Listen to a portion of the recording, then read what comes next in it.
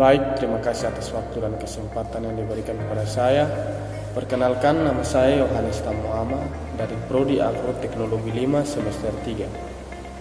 Di sini saya akan mempresentasikan hasil kerja saya dari mata kuliah Ilmu Hama Tumbuhan, di mana menjelaskan jenis tanaman pangan dan palawija. Tanaman pangan yang saya ambil adalah marungga, tanaman palawija yang saya ambil adalah lengkuas. Ya baik, kita mulai dari tanaman pangan. Tanaman pangan yang saya ambil adalah marungga. Kelor adalah tanaman yang bisa tumbuh dengan cepat, berumur panjang, berbunga sepanjang tahun, dan tahan kondisi panas ekstrim. Tanaman ini berasal dari daerah tropis dan subtropis di Asia Selatan. Tanaman ini umum digunakan untuk menjadi pangan dan obat di Indonesia. Biji kelor juga digunakan sebagai penjernih air skala kecil. Tanaman kelor memiliki ketinggian 7-11 meter, berbatang berkayu, tegak, berwarna kotor, kulit tipis, permukaan kasar. Percabangannya simpodial, arah cabang tegak atau miring, cenderung tumbuh lurus dan memanjang. Daun kelor memiliki ciri berupa majemuk, bertangkai panjang, tersusun berseling, beranak daun gasal. Helai daun saat muda berwarna hijau muda, buah berbentuk panjang persegi 3, panjang 20-60 cm. Buah muda berwarna hijau, setelah tua menjadi coklat. Bentuk biji bulat, berwarna coklat kehitaman. Berbuah setelah berumur 12-18 bulan. Akar tunggang berwarna putih, membesar seperti lobak. Serangan hama yang paling umum menyerang tanaman kelor adalah hama belalang, jangkrik, dan ulat. Serangga ini menggigit dan mengunyah bagian tanaman, menyebabkan kerusakan pada bagian daun, tunas, bunga, buah atau biji, serta gangguan aliran getah. Serangan serangga ini lebih sering terjadi di daerah kering, di mana daun kelor sangat menarik bagi serangga. Biasanya serangan ini terjadi pada awal musim kering ketika serangga tidak dapat menemukan sumber bahan pangan hijau lainnya. Solusi terbaik dalam mengatasi serangan serangga yang hebat adalah memotong kembali batang pohon kelor tanpa meninggalkan bagian yang di mana daun tumbuh. Jangan khawatir, pertumbuhan berikutnya akan sangat cepat, terutama bila mendapat pasokan air yang cukup. Mengenai ulat Lepidoptera, sangat penting untuk mendeteksi serangannya sejak dari awal. Agar dapat bertindak sebelum terlambat, penyemprotan harus ditujukan pada pusat tanaman dan terutama pada tunas di mana ulat muda biasanya terdapat. Ya baik, kita akan lanjut ke bagian kedua, yaitu tanaman palawija. Tanaman palawija yang saya ambil adalah lengkuas. Lengkuas atau kelawas dengan nama latin Alpinia galanga merupakan jenis tumbuhan umbi-umbian yang bisa hidup di dataran tinggi maupun dataran rendah. Umumnya masyarakat memanfaatkannya sebagai campuran bumbu masak dan pengobatan tradisional. Pemanfaatan lengkuas untuk masakan dengan cara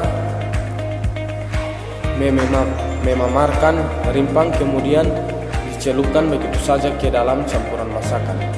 Sedangkan untuk pengobatan tradisional yang banyak digunakan adalah lengkuas merah atau dengan nama latin Alpinia purpurata. Lengkuas adalah ternak tegak yang tingginya 2 meter atau lebih. Batangnya yang muda keluar sebagai tunas dari pangkal batang tua.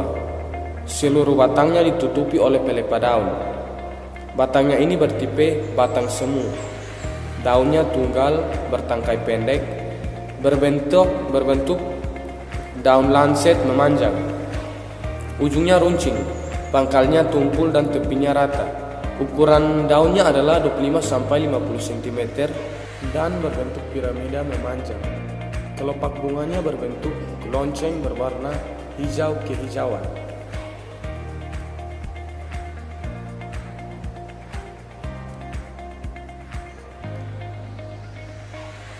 Mahkota bunganya yang masih kuncup pada bagian ujung warnanya putih dan bawahnya berwarna hijau. Buahnya termasuk buah buni, bulat, keras, dan hijau sewaktu muda, dan coklat apabila sudah tua. Ubinya berbau harum, ada yang putih, juga ada yang merah. Menurut ukurannya, ada yang besar juga ada yang kecil. Karenanya dikenal 3 kultivar yang dibedakan berdasarkan warna dan ukuran rimpangnya. Rimpangnya ini merayap, berdaging, kulitnya mengkilap, beraroma khas, ia berserat kasar dan pedas jika tua. Untuk mendapatkan rimpang muda yang belum banyak seratnya, panen dilakukan pada saat tanaman berusia 2, 4 sampai 5 bulan. Jenis dan cara pengendalian hama tanaman lengkuas. 1. Kumbang. Kumbang menyerang pada bagian samping daun untuk menempelkan telurnya. Pengendalian hama kumbang dapat dilakukan dengan cara memberikan air tuba atau insektisida. Yang kedua, lalat. Lalat menyerang bagian samping lengkuas dan menularkan bakteri. Untuk mengendalikan hama lalat pada tanaman lengkuas, bisa menggunakan pestisida kimia seperti karboforan dan nematisida. Yang ketiga, ulat. Ada 2 jenis ulat yang biasa menyerang lengkuas. Yang pertama ulat tanah dan yang kedua adalah ulat akar. Serangan ini mengakibatkan tumbuhan lengkuas mengering dan secara perlahan mati. Untuk mengendalikan kedua ulat ini, gunakan dimilin 25 WP dengan konsentrasi 0,1 sampai 0,2% atau karboforan dengan dosis 1 gram per tanaman. Penyakit yang terjadi pada tanaman lengkuas bisa disebabkan oleh banyak faktor. Misalnya pengaruh lingkungan yang tidak cocok, media tanam yang tidak memadai, dan lain-lain. Ada 3 jenis penyakit yang sering melanda pada tanaman lengkuas. Yang pertama adalah penyakit layu bakteri. Jenis penyakit ini biasanya menyerang lengkuas pada daerah yang beriklim lembab seperti Indonesia. Penyakit layu bakteri merupakan penyebab kegagalan utama dalam pengembangbiakan lengkuas. Penyakit ini mulai menyerang lengkuas ketika berumur 3 sampai 4 bulan. Gejala yang muncul adalah daunnya yang menguning dan layu dan akarnya yang membusuk. Cara pengendalian penyakit layu bakteri adalah gunakan sanitasi penyemprotan Agrimioin 15 berbanding 1,5 WP atau Grep 20 WP dengan dosis 0,1 sampai 0,2%. Penyakit yang kedua adalah jamur fusarium. Jamur fusarium menyerang bagian akar dan mengakibatkan akar membusuk. Cara pengendalian jamur fusarium adalah gunakan Dimasep 80 WP atau Ditan M45 sampai 80 WP dengan dosis 0,1 dan sampai 0,2%. Yang ketiga, jenis penyakit yang ketiga adalah bersak daun. Bersak daun menyebabkan pinggir daun membusuk lalu basah, kemudian tanaman mati. Penyakit bersak daun tidak dapat dikendalikan, namun dapat dicegah melalui pemilihan bibit unggul.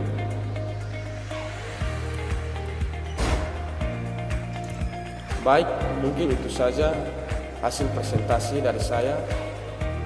Jika ada salah kata, salah pengucapan, mohon dimaklum.